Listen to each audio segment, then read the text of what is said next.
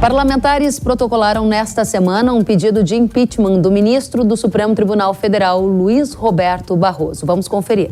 No documento de 35 páginas, os parlamentares afirmam que, ao fazer um discurso em um congresso da União Nacional dos Estudantes, Barroso despiu-se integralmente de qualquer resquício da posição institucional que ocupa na República Federativa do Brasil e claramente exaltado e utilizando-se de tom de voz típico dos discursos realizados em comícios de natureza política, proferiu o discurso com afirmações não condizentes com os deveres de imparcialidade, de não envolvimento político-partidário de um magistrado. Para o processo de impeachment avançar, é preciso que o presidente do Senado, Rodrigo Pacheco, paute o pedido no plenário. O senador Jorge Seife acredita que Pacheco não vai arquivar o pedido e disse ainda que a fala dura do presidente da casa após o episódio envolvendo o Barroso é uma sinalização. Por claras e repetidas violações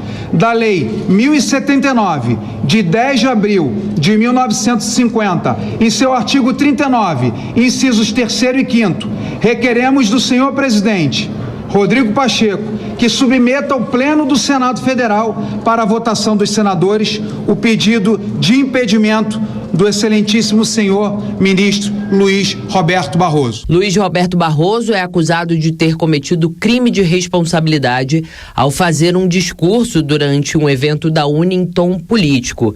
Na ocasião, o ministro disse que derrotou a censura, a tortura e o bolsonarismo para permitir a democracia e a manifestação livre de todas as pessoas. E ainda falando de STF, o presidente Lula deverá indicar no segundo semestre mais um nome para compor a corte. Isso porque a presidente do Supremo, Rosa Weber, irá se aposentar em outubro. Vale lembrar que neste ano Lula já indicou o ex-advogado dele, Cristiano Zanin, para a cadeira deixada por Ricardo Lewandowski, que também se aposentou. Neste ano, o presidente também vai indicar nomes para o Superior Tribunal de Justiça. É hora da gente analisar as expectativas para a composição do STF a partir da visão do gerente de análise política e econômica da Prospectiva. Vamos recebê-lo, Adriano Laureno. Seja bem-vindo, Adriano. Oi, Kellen. Obrigado pelo convite. Para a gente também é uma satisfação tê-lo aqui conosco. E a primeira pergunta é: quem, na sua opinião, deve assumir o cargo, ou melhor, a vaga deixada por Rosa Weber, atual presidente do Supremo Tribunal Federal? A gente vai ter uma discussão importante aí, primeiro porque existe uma pressão sobre o Lula em relação ao gênero desse substituto, dessa substituta, considerando que hoje em dia só 2 das cadeiras do STF são ocupadas por mulheres, né, de 170 quase ministros que a gente teve até hoje, só 3 foram mulheres, então a saída de uma mulher pressiona o Lula a indicar uma substituta também mulher, o que não necessariamente vai acontecer, né? A gente sabe que o Lula deu uma declaração nesse mês, faz pouco mais de uma semana, dizendo que não se compromete a indicar uma mulher para o STF. O Lula, ele, na verdade, entende que o ministro do STF precisa ser alguém próximo, de confiança e lealdade absoluta a ele, como ficou claro, né, na indicação do Zanin. E aí, para entrar em alguns nomes, né, caso a indicação seja de uma mulher, os nomes que estão mais fortes aí na disputa são a Regina Helena Costa, que é desembargadora do TRF da 2ª Região, a Simone Schreiber, que é desembargadora do TRF da 2ª Região também, e foi muito crítica da Operação Lava Jato e tal, e a Vera Lúcia Santana, que é uma advogada negra, que tem apoio, por exemplo, do Alckmin, do Fachin e de outros nomes. Porém, como eu disse, não me parece que esse necessariamente vai ser o fator determinante para a escolha do próximo ministro do Supremo, e aí surgem outros nomes, né, de homens que estão talvez até à frente delas na disputa. Eu colocaria em primeiro lugar o atual presidente do Senado, o Rodrigo Pacheco, que está tentando fortalecer uma posição própria ali para essa vaga. No caso de uma indicação do Pacheco, poderia vir, por exemplo, no final do ano, né, não exatamente logo após a aposentadoria da Rosa Weber em outubro, porque o Pacheco primeiro precisaria aprovar a reforma tributária e entregar uma série de pautas para o governo para fazer essa substituição.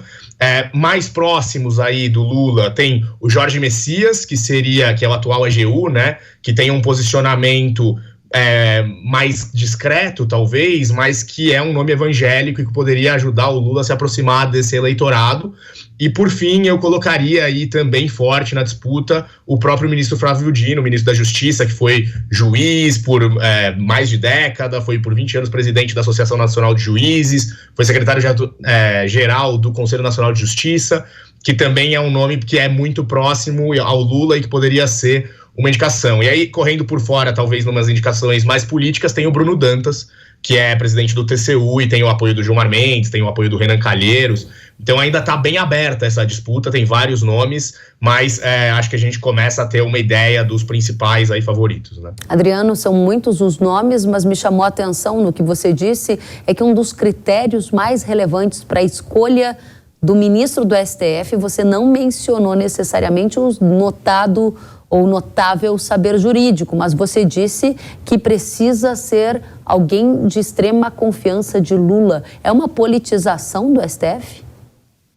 Eu acho que isso é uma mudança de perfil até em relação à Rosa Weber, de fato, porque a Rosa Weber atualmente ela é a ministra mais discreta, menos midiática, claro que também é influenciável politicamente, mas é a mais difícil de você ter noção das decisões antes, a partir de, por exemplo, saber os técnicos que trabalham ali com ela. É um gabinete bem fechado mesmo. E a tendência é que o substituto seja alguém com um perfil mais político, mais próximo de Lula. Eu não diria que é uma politização do STF, porque o STF já está politizado há muito tempo, pelo menos desde o Mensalão, né? A gente já vê as decisões do STF mudando a depender de quem é o presidente, a depender de se existe uma posição mais forte na opinião pública contra ou a favor de Lava Jato, por exemplo. Então eu acho que isso já é um fato da realidade. O que a gente vai ver é apenas, talvez, uma indicação para a última ministra que tinha menos influência política ali dentro, né? A gente também observa que o Lula vai indicar nomes para o Superior Tribunal de Justiça. E eu tenho ouvido muito falar dessa...